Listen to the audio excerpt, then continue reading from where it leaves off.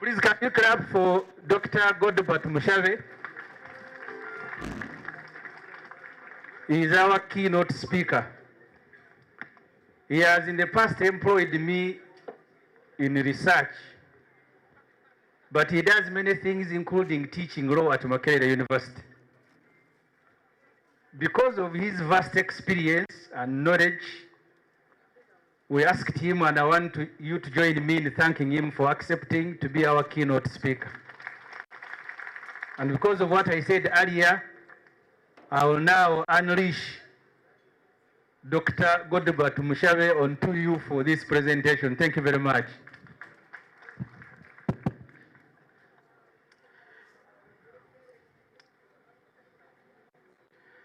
Yeah, good afternoon, friends and comrades. All protocol observed. I know if it was I was going to start from a long list. I want to do the list, but I want to observe all the senior leaders and all the members of the Forum for Democratic Change who are here. But also appreciate my sister Salam and her team for extending the invitation to come and talk to this august audience. I'm very, very humbled and honored to be part of this conversation. I was asked to come and share with you my thoughts on mobilizing and organizing for change. And therefore, in the next, Ibrahim, how much time do I have? How much time? Enough time within the circumstances. Okay. So in the next about 30 minutes or so, I really want to share with you very specific things. One is to give you my thought about the nature of the problem. Because when we're talking about mobilizing and organizing, it means a plan to change from something to something better. So I want to spend some time and explain, and because I've been research, I've been practicing, I've been moving shoulder to shoulder with forces for change, whether it's FDC or all the other groups. So I want to share with you what is the nature of the problem that we are dealing with. Number two is to really deal with how then do you confront that problem? What are the tools are at our disposal as citizens to deal with that problem? Number three is to look at a forward-looking agenda. Because quite often, those of us who are not happy with the situation we are in, we actually spend a lot of time agonizing about the past and the present, and we forget about what is the future that we are looking for. So those are my presentation or my discussion today is going to be focused, is going to be organized around those three parameters. First of all, what is the nature of the problem that we are dealing with? I think that's if there's one of the things that I always share with Dr. Messages, say we are dealing with a very sophisticated dictatorship in this country. A very sophisticated dictatorship. I also want to emphasize from the beginning that dictatorships, actually dictators, because sometimes also when you put dictatorships, you miss out the real point. Dictators love elections more than democrats. They like elections. Why do they like elections? They like elections because once their source of legitimacy keeps on diminishing, because your source of legitimacy as a leader comes from the people. Once that source of legitimacy keeps on diminishing, then you only have elections as the only legitimating factor. So in other words, you have built the infrastructure to organize the election, count the vote, announce the winner, who actually announce the loser as the winner, and you have the military and all the security infrastructure to guarantee that the loser who has been announced as the winner is the winner. That's how dictatorships operate. And that dictatorship, sometimes when we talk about dictatorships here, people very quickly associate it with Museveni. No, even each one of us here, once you become a dictator, that's how you will behave. Yeah, because that's the character of dictators. But how do you then build a dictatorship? And that is important for us to understand. If you are going to organize and mobilize for change, you need to first understand how do dictators build dictatorships. Dictators build dictatorships by focusing on two things. One is to demobilize and destroy institutions of state. The second one is to demobilize and destroy institutions of citizenship. And these two are critically important for all of us Ugandans, all of you guys who are members of Forum for Democratic Change. We need to be able to understand these two issues. One is that dictators will destroy institutions of state and they appropriate them. So in other words, they become the state institutions themselves. Because what do we mean when we talk about institutions of state? We are talking about the institution of the executive. The executive is the presidency, is the military, is the police, the intelligence, and then the technical agencies that organize around that executive. So an institution like the National Environment Management Authority, many of you know it, NEMA, is an institution of the executive. The executive is able to run a country, implement policy through these institutions. Institutions like National Roads Authority, those are the institutions that the executive uses. So whether the government runs is going to depend on the quality of all these institutions. So what dictators do is to be able to appropriate institutions and almost personalize them. And all you will see is begin to see the dysfunction of that executive.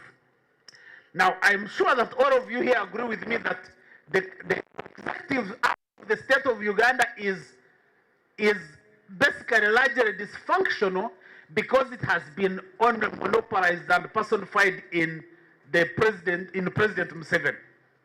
So all you see is a president with no institutions. Because you see, if National Environment Management Authority was functional, or Kampala Capital City Authority was functional, then you wouldn't have a tragedy like we have at Chitezi. That would never happen, my friend, the Lord Mayor. Yeah? There is no way you can have an institution like NEMA, like KCC, and they are working, and then you have citizens being buried by garbage. And the tragedy is that the first response, if you followed the Chitezi, the first response for Chitezi was President Museveni to write a letter, sympathize with those who lost their people, announce 5 million shillings, 1 million shillings. The fact that as a country we are even able to accept that from a president shows you how broken we are as a country. And that is the nature of the problem that we are dealing with. But you can also look at the other institutions.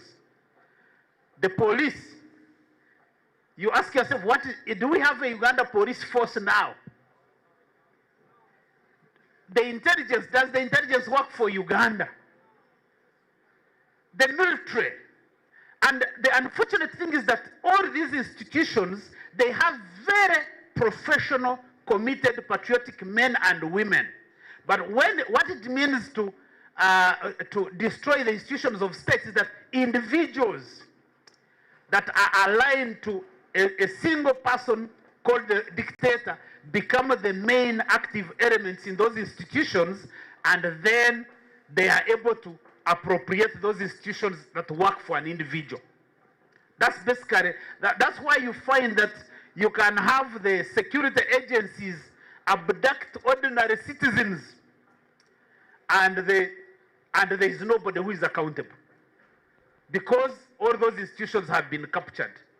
And by the way, sometimes when I meet most of you guys who contest for political office, that is part of the problem. Because if you are contesting for an MP anywhere across this country and you are contesting on the FDC ticket or the ANT ticket or the NUP ticket, you are not only contesting against the other candidate from NRM, you are also contesting against the police, against intelligence, against even the LCs that probably are paid by your tax money. So that's the crisis that you are dealing with. So sometimes you choose to go and contest because you want to be an MP, but actually your opponent is more than just a person that you are seeing, because all the resources of the state have been organized and mobilized against you. Then we have the legislature, where Ibra and all the others belong. And all of us, most of us who have been here know that the legislature that we have to do today is a parliament of people who are also trying to survive like all of us. Yeah? I mean, I don't sit back in my house, even in my office, and I say, I have some MPs that are going to look out for me as a Ugandan and make sure that the policies that are enacted, the laws that are enacted, they are going to, they are going to help me. So in other words, that institution has been enacted. I also need to mention that you can't have a parliament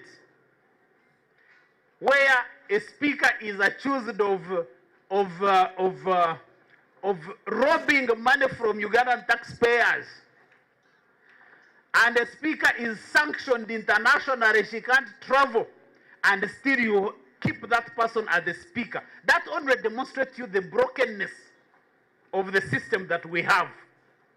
That as a country, that is your speaker. And by the way, sometimes when we talk about this, it's not to condemn someone like Speaker Anita Mwanga as a criminal, because that is the job of courts. But good practice requires that if you are a politician and these kinds of allegations are levied against you, it means that you have to be able to resign and allow the processes of the due process to take place. But the fact that you have a parliament headed by the speaker of the quality that we have, and then you have the legislators, the way they operate, with all due respect, some of the fine gentlemen and women that are there, and I think we have to congratulate you, the FDC, because at least some of your MPs are the ones that have tried to hold the line. So at least that one we can give them credit for us. But we know, I mean, we interact with all these MPs and you feel like, okay, these ones are also survivors like all of us. Because sometimes we think that they are going to solve our problems. This one, they can't. The MPs cannot solve our problems. At the end of the day, we are the ones who are supposed to solve our problems. The judiciary, that's the other important institution of state. The judiciary, I am a lawyer, and so I hold a lot of respect for judicial officers, but you also see that they are operating under severe stress because of the system that has been created. So as lawyers, we are supposed to be very proud people. Elias, you know how lawyers, we like ourselves.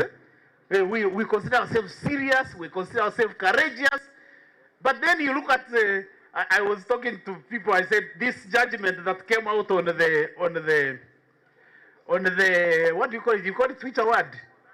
The service award. You see this is a young lawyer who is a judge. He writes a judgment that contradicts itself all over. And then you realize that this is a person that is acting under tremendous pressure. And so sometimes we have to sympathize with them. And I think, as Dr. Besige always calls upon us, it is our job to liberate those institutions. Because it's not going to be done by someone. Nobody is going to come and deliver to us a functional, credible, and independent judiciary. We are the ones to fight for it. Nobody is going to deliver to us a functional and independent parliament. We are the ones to fight for it, because this is about our country.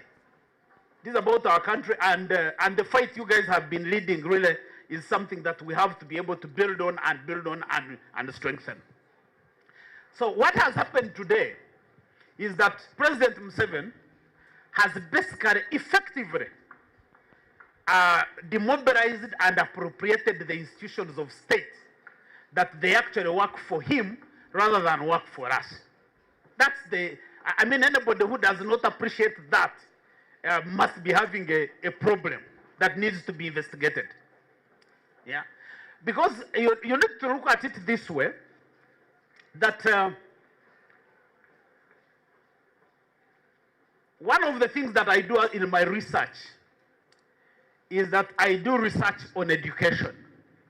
I track education data. And so every time I come from Ntungamo. Now Ntungamo is supposed to be one of those places that are okay. You know the way Uganda is organized, eh? If you are coming from Ntungamo, those of us who come from Western Uganda, we are expected to be okay. Yeah, of course, a few of us are okay. I cannot deny that even in the current circumstances, I can say I am okay.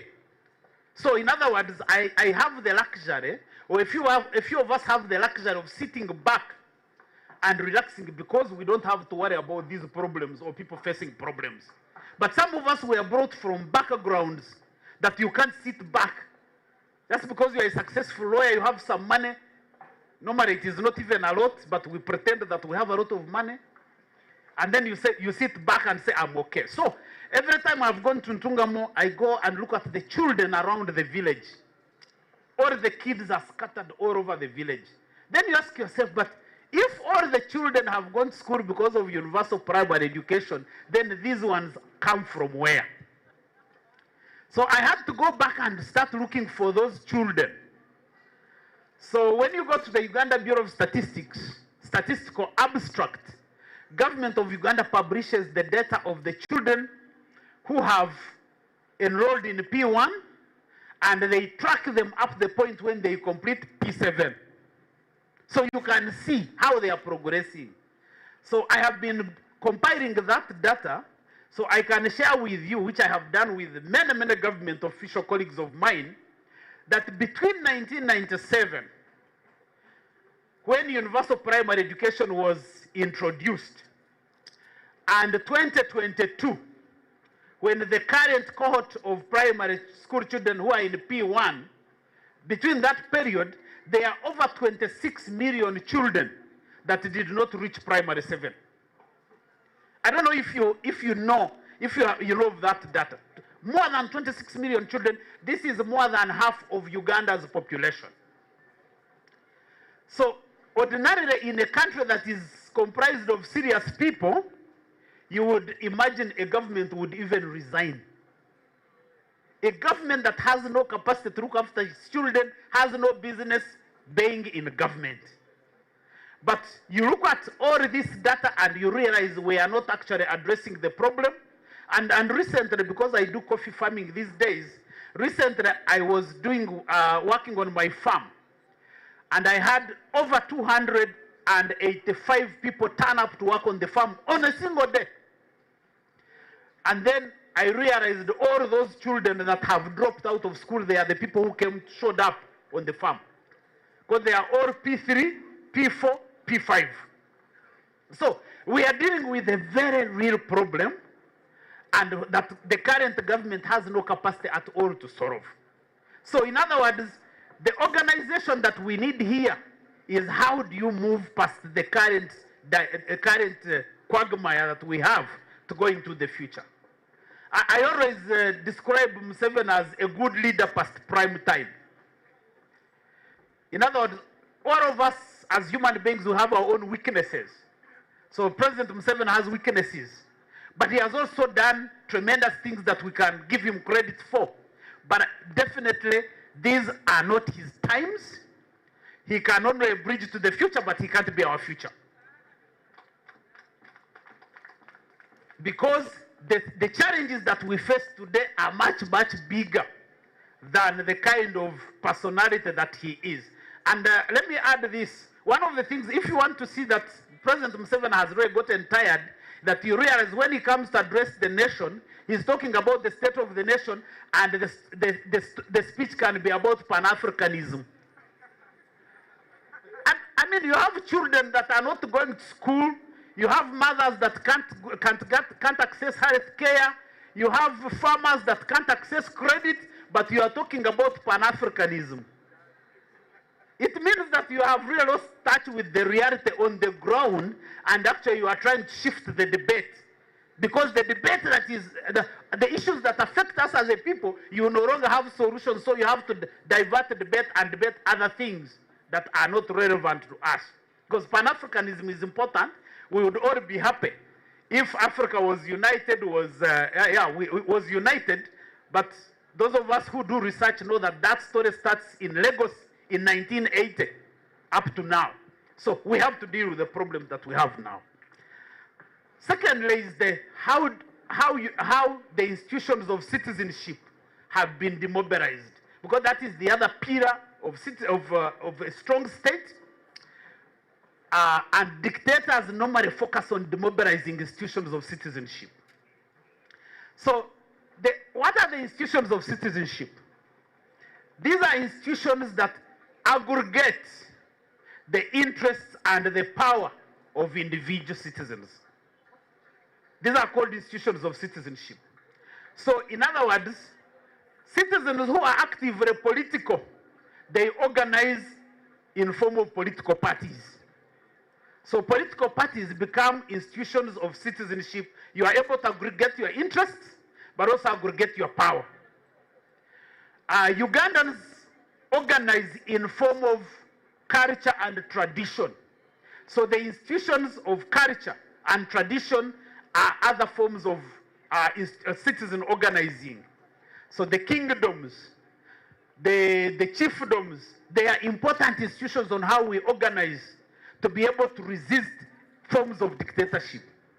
So don't be surprised. It is not an accident that President Museveni or any other president would put kings and chiefs on the payroll. It's not a surprise.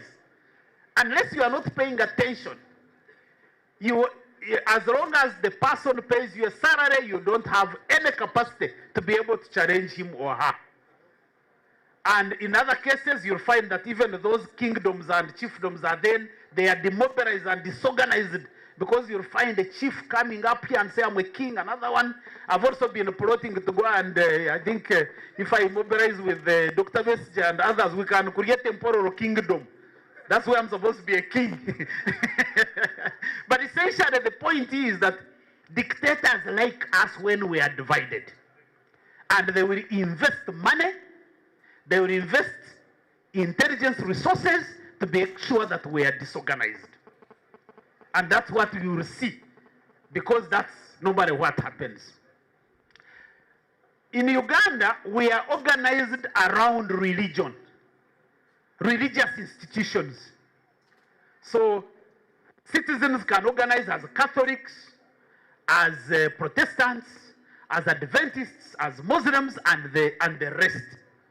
That is how we aggregate our power. What the dictators will do is to make sure that they co-opt all those religious leaders. So I don't think that right now we have very serious clergy leaders. With all due respect to all of the clergy leaders who are here, I don't think that we have serious clergy leaders. You know, those ones that formed the front line of resistance against Idi Amin, we don't have them anymore. Because they have been co-opted, they have been patronized. One of the most disturbing scenes for me was during COVID, seeing the president invite all our clergy leaders, the archbishops, and invite them to State House, and then he's there preaching to them as the Grand Ayatollah. Yeah? Because they are the ones who are supposed to be preaching. But then you get them, because no matter what happens is that you reduce those clergy leaders because you are looking after them, you are paying for their bills, you are paying for their vehicles. And unfortunately, we the Christians and Muslims were the ones who even created this. Because they will come to your church. The government will come and donate a vehicle to your bishop, and then you are all there clapping. But the question is, how can a government that cannot buy ambulances to transport pregnant mothers buy cars for a bishop? How? What is the logic? Yeah? So in other words, by the time the government thinks of buying a car for a bishop, it means that all our other problems should have been solved. Otherwise, if you Christians and Muslims, you cannot be able to question that, then you are part of the problem. And I think many of us Ugandans were part of the problems. But let me mention that in every country around the world, where society has gotten into stressful situations like we have, there are always two front lines of defense. The second last front line is normally the lawyers. When society is stressed, lawyers are the ones who normally move on the front line and organize society and be able to challenge the status quo. But now the lawyers in Uganda, definitely most of us were cowards, we fear. Lawyers were not supposed to fear. Judges were not supposed to fear because they know that their power is derived from the people. The last front line of defense are the clergy leaders. Now, in our case, the clergy leaders have been also co-opted as part of the patronage system. What that means is that we as citizens, we are now the remaining front line. And that's the point I want to make, that today, the forces of change are not just some group called FDC or DP or whichever, but it is the citizens of Uganda. We are the forces of change. Because we have to aggregate our power to be able to liberate the state of Uganda from the capture in which it finds itself. I want to leave this because on the question of citizenship, I can talk more about the different groups, but also I want to end with one group which is about ethnic nationalism. Uganda is organized in terms of ethnic nationalities. We are Baganda, we are Choris, we are Banyankore, we are Banyoro, we are Iteso, we are Basoga. Let me tell you, ladies and gentlemen, dictatorships make you fear your identity. They will work very hard to tell you how declaring that you are a Musoga is bad. If you say I'm a Muganda, you are not patriotic. And I have argued time and again, I can be a good Munyankore Ugandan. I can be a good Iteso Ugandan. So I want just to mention that the fact that the current regime has basically disorganized all these regions, some of them by the way created by you, especially all the local political elites, you have basically gone and donated to Museveni all the regions by splitting all these regions into tiny districts, and you call them big things. If you find the chairman of FDC of Ntungamo, the man says, I'm big, but big on what? Yeah, you are heading a district that does not even have a budget. You don't control a budget. So the point I'm making is that fighting a dictatorship now is going to have to involve organizing the different nationalities of Uganda to be able to make them into pillars that can resist a dictatorship. And incidentally, even by the way, after Museveni, if you don't have strong pillars, regional pillars, you still will have another dictator, by the way. That is the other point that we need to understand.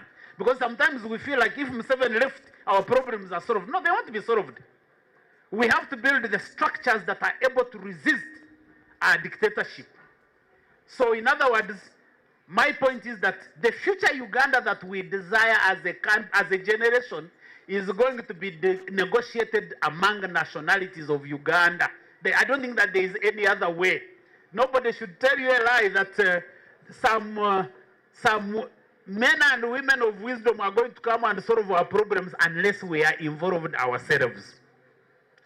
So the nature of the problem right now is that the institutions of states have been demobilized and appropriated by the current regime.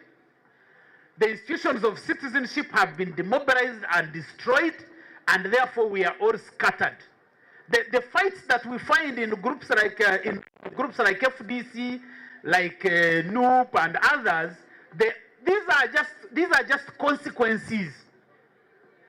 I don't think that the problem is going to be people who run FDC Katonga or FDC National or some FDC elsewhere. We are all victims of this problem.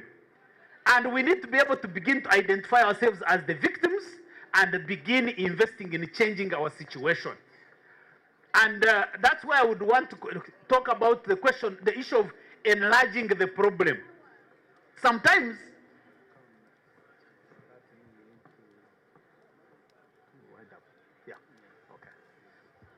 so 5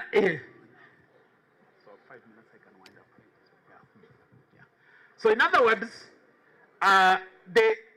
once you have a problem like we have now in Uganda, we need to be able to enlarge it and be able to build a bigger tent in which every citizen feels comfortable to be able to engage in the fight for a better country that we have. So as I wind up, let me now talk about what we need to be doing going into the future. I think that as a people, we need to do 3 specific things that need to take us into the future. One is that we have to define a forward-looking agenda. We have to move out of our current situation and begin to define a future where we are in charge. Because that future, why this is important, that as citizens, we need to be able to frame a debate that leaves Museveni where he is. And we go into the future, and if he wants to come with us, he normally will come. So we need to be able to think of what's the conversation we should be having. Because we are spending a lot of time as a country discussing President Museveni. If we are not discussing President Museveni, then we are discussing his sons. And that is very unfortunate.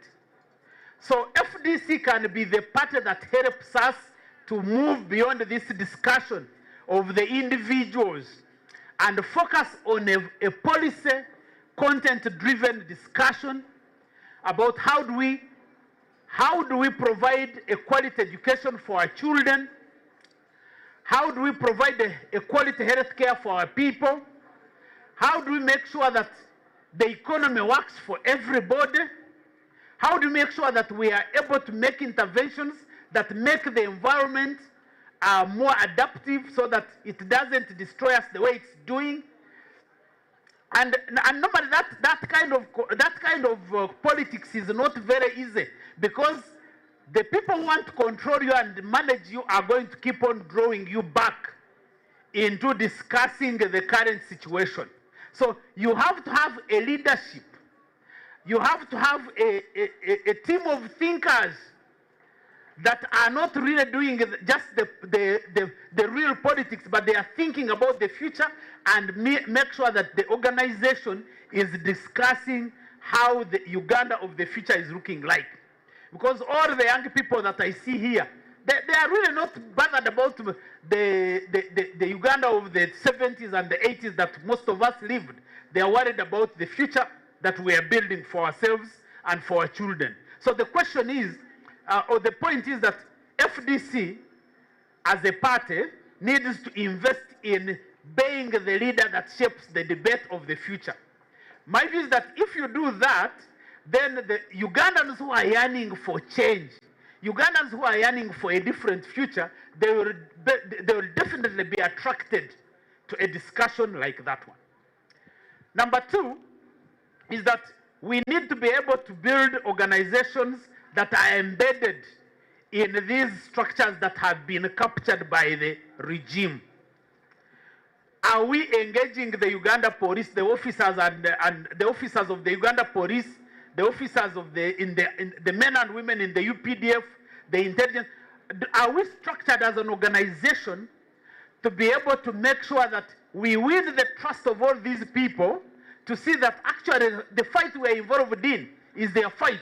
It is not a fight against them, but a fight for them. Because all these people in the military, in intelligence, in police, and other institutions of government, they all face the same problems that we face. They take their children to the same schools, they take their relatives to the same health centers, and we need to be able to deal with that. Finally,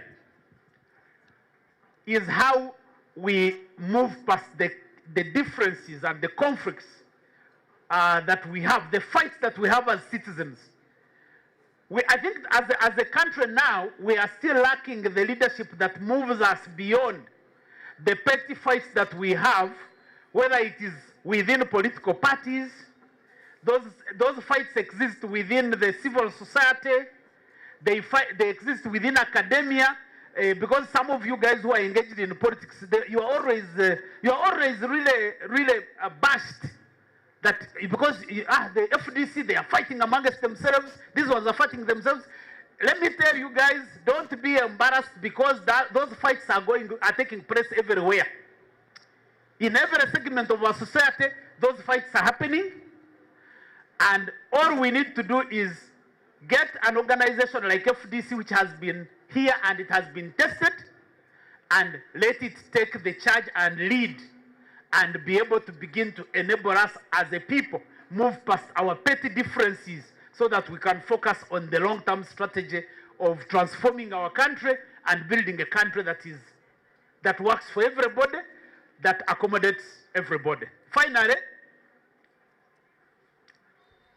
we're a country that has gone through a lot of stress. We are, almost, the violence that has been unleashed on our people is so traumatizing. There are people who have stolen from us. There are people who have annoyed us. There are people who have injured us. But the Uganda of the future must involve how do we reconcile and forgive those who have